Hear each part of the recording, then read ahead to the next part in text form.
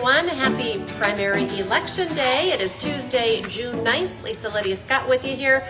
Before we get into the big weather news, It's a big weather day. Just want to remind you, of course, we're live on Facebook every weekday morning right around this time. You get your very latest morning forecast and news headlines every morning. Join us live, but it stays on your feed throughout the day, so you can watch it whenever it works best for you or listen to it as a podcast. Just go to inform.com/podcast and look for the Inform Minute. All right, this morning there has been some quick passing downpours, showers in places. But we're really looking ahead to later today. Yeah, this is not the main event. I like to call it the appetizer this morning. The entree, the main event, works its way in later on tonight. Most of us have a pretty quiet day, just hot, sticky, and windy. Temps near 90 this afternoon. Yeah, that's warm. Toasty. Yeah, dew points 60 to near 70. I know dew points are kind of confusing, but basically when you get to 60 is when you kind of start to notice it. 70 is like step outside, instant sweat. So we're looking at that today with our heat, so you know it's going to feel even hotter. Wind will pick up out of the southeast, 40 to 45 miles an hour for your gusts, and that's just your plain wind today. Cold front then approaches this agitated, very energetic atmosphere, and it's the perfect trigger for some thunderstorms tonight. We'll watch for development out west, I would say 4, 5 o'clock, closer to Minot, Bismarck, even west of there, and then traveling to the east as we go through the late evening and the overnight hours. As those cells first pop up, there is a pretty good tornado risk for today. Even strong tornadoes are possible. Those are kind of when you have the individual polka dots on the map. They can grow into supercells. Once they merge together into a line, your tornado risk starts to go down. It's not zero. You can get little spins on the front end of that line. That would include places like Jamestown, Devils Lake, maybe even Grand Forks for some of those types of tornadoes, but they tend to be not as strong. That's not to downplay a tornado as a tornado, but it's typically not as strong. What then becomes the main threat once you've got that line going on is damaging wind. Everything just kind of pushes in like that. We're looking 60 to 80 miles an hour for your wind gusts. I'll do damage. Yeah, so make sure patio furniture, loose ends, decor that you have outside is all nice and tied away or hunkered down before you go to bed tonight, because those things will all get tossed around tonight if you do get some of those gusts. Large hail is possible too, up to about 2, maybe 2.5 inches in diameter. Think golf ball to tennis ball. It's big chunks of ice falling from the sky. Dangerous. So again, park inside if you can. Before bedtime tonight. This works its way in west to east. You can get some of the little cells to pop up ahead of the main line, but I do think the main line moves its way into the Red River Valley something between about 10 p.m. to midnight. So again, after dark at this point, you won't see the big shelf cloud. If we do have any of those little spins in eastern North Dakota, you're probably not going to see them because it is dark outside, which tells me it's not safe or worth it to go storm chasing if you don't know what you're doing specifically. Just stay home. As we head into the overnight hours, this works its way into Minnesota, fades away from the map between about 2, 3 o'clock in the morning. Things really start to give up at that point. We'll wake up a little humid to start your Wednesday, then the colder, drier air builds its way in. Won't be cold tomorrow, but about 10 degrees cooler. We go from near 90 today, near 80 tomorrow. Dew points start to go backwards, and we're near 70 by Thursday. Still a chance at a couple new storms along that same cold front for tomorrow afternoon on the Minnesota side. They kind of pop up and then quickly move to the east. Main threat area will be down closer to the Twin Cities for tomorrow. Thunder showers on Thursday, nothing severe, and then we're just kind of chilly, if you will, compared to the 90s with humidity. Temps in the 60s for the weekend. Yeah.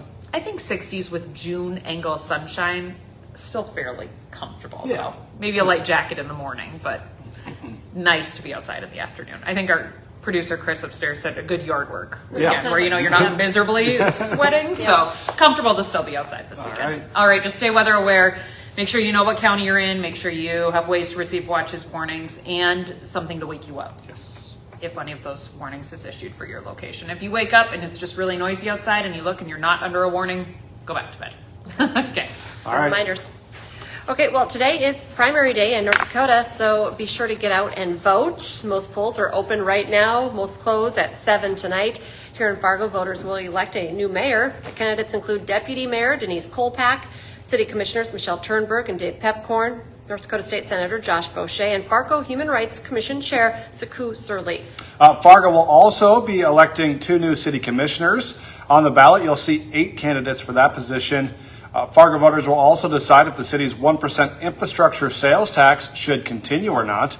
It would end in 2028 if not approved. A yes vote means it would run through 2048. And everyone who votes will see a statewide constitutional amendment on the ballot. it would require future measures to be limited to one subject. It's part of a concurrent resolution passed by the state Senate in 2025. And there are a lot more races to cover that we don't really have time to mention right now. But to find articles, resources, and links to break down everything election related, you can check out our Election Central page on inforum.com. Plus, we have team coverage planned for the results tonight on WDAY. We just had an election meeting, and it's going to be an all day, all night into tomorrow morning on First News as well. A shooting in Fosston, Minnesota leaves one man seriously injured and another man in jail. Fosston police say they responded to an apartment complex on Monday afternoon. They learned a man had been shot and taken to a local hospital. Officers arrested the suspect, 22-year-old Corey Burnett Jr. He is now in jail in Crookston on probable cause of second-degree assault and discharge of a firearm. The shooting is still under investigation. A Fargo woman says she fired a gun into the air to stop a fight outside the old Broadway in downtown Fargo over the weekend. 43-year-old Miko Baldwin was arrested in West Fargo Saturday night, 17 hours after shots rang out in downtown Fargo right around 2 a.m. Officers responding to the scene heard a number of gunshots and saw a big crowd scatter from the area. Baldwin says she was confronted by another woman twice over relationship issues, and a fight started at bar close.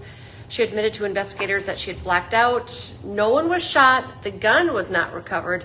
Baldwin is now facing felony charges of reckless endangerment and unlawful possession of a firearm. She does remain in custody at the Cass County Jail.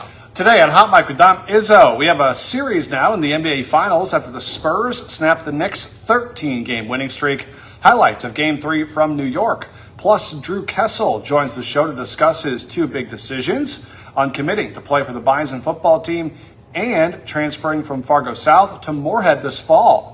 Hot Mic is live from 9 to 11 on WDAY Extra and Inforum.com. And now's a great time to get that Inforum.com subscription, your all-access pass to all these news, weather, sports headlines, especially the election coverage there as well.